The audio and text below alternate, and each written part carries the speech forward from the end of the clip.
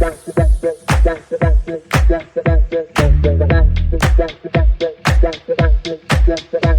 take a look at some of the typical things that people take and do and eat. Some are good for us, some are not good for us. Chocolate will increase your baseline level of dopamine 1.5 times. Okay? So it's a pretty substantial increase in dopamine. It's transient. It goes away after a few minutes or even a few seconds. Sex increases dopamine 2 times.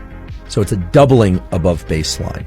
Nicotine, in particular nicotine that is smoked, like cigarettes and so forth, increases dopamine 2.5 times above baseline. So there's a peak that goes up above baseline 2.5 times. Caffeine just make you feel like you're not tired? So this is a really cool mechanism. There's actually a trick to avoid the afternoon crash. It's not a trick, it's biology. But caffeine is an adenosine antagonist. It basically, as the longer you're awake, adenosine, or Matt Walker would say adenosine, adenosine builds up in your bloodstream. It's what makes you feel fatigued. Caffeine essentially blocks the adenosine receptor, but then when caffeine wears off, the adenosine that's still around binds to that receptor and you crash. You feel really sleepy. So one thing that you can do is when you wake up in the morning, don't ingest caffeine for the first 90 minutes or so. Like really push that off so that the adenosine and adenosine receptor interactions can all take place and dissipate. Then you drink caffeine, and what you'll find is that if normally you would crash around 2 or 3 in the afternoon, you don't experience that crash anymore.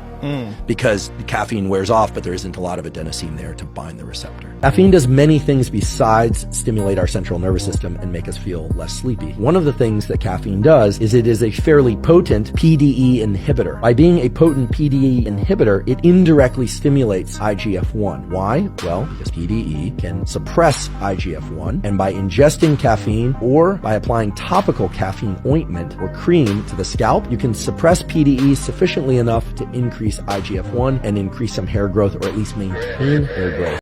People who drink a bit, and when I say a bit, I don't mean 1 or 2 sips or even a glass of wine every once in a while. I mean, again, people that are maybe having 1 drink a night with dinner and maybe on the weekend a few more. And I offer a bunch of different patterns to explain how it could also be 2 or 3 drinks on Friday or 6 drinks only on Saturday. Well, all of those groups experience increases in cortisol release from their adrenal glands when they are not drinking. And as a consequence, they feel more stressed and more anxiety when they aren't drinking. This is a seldom talked about effect of alcohol because so often we hear about the immediate effects of alcohol. What's the verdict on cigarettes? Are they bad for real? Okay.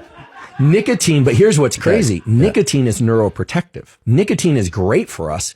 Not that everyone should take it, but it increases acetylcholine and dopamine and epinephrine, leads to heightened focus, improved memory, and can offset neurodegeneration and Parkinson's and Alzheimer's. Yes. Okay. Can we basically have this blurb that says Professor Huberman says smoking cigarettes is good for you? No, because smoking cigarettes is bad because it's carcinogenic. Oh.